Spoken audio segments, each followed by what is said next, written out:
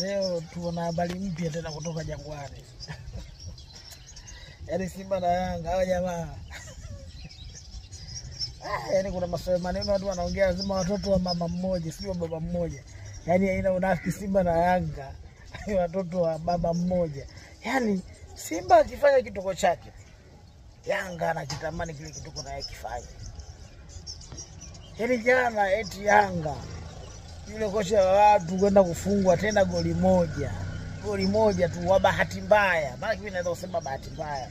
Hawakuwa na sababu ya kufungwa ile mechi. Wachezaji wa Yanga wenyewe walizengua tu kwa sababu walipata nafasi nyingi. Kuna maneno labda nimesikia kwa mashabiki wa Yanga eti Engineer Said aliyoita wachezaji wa Yanga kuongea nao eti ile mechi wafanye kocha afungwe. Labda mimi naweza kuelewa kweli kwa sababu Simba Yanga jana, nasema Simba sasa, Yanga jana walipata nafasi nyingi sana. Lakini kwenye nafasi ambazo Yanga wamepata jana, hakuna nafasi waliotumia vizuri hata moja, wanacheza ovyo ovyo tu.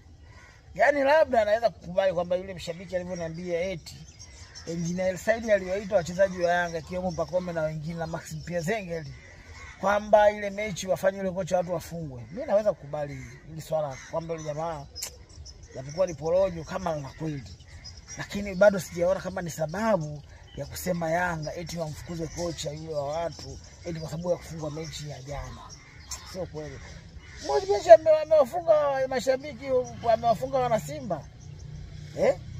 Mnasema eti amefungwa mechi moja ya klabu bingwa moja tu tena ya ugenini nafukuzwa. Watu vya kawaida mechi ya ugenini ukikosea kidogo unafungwa.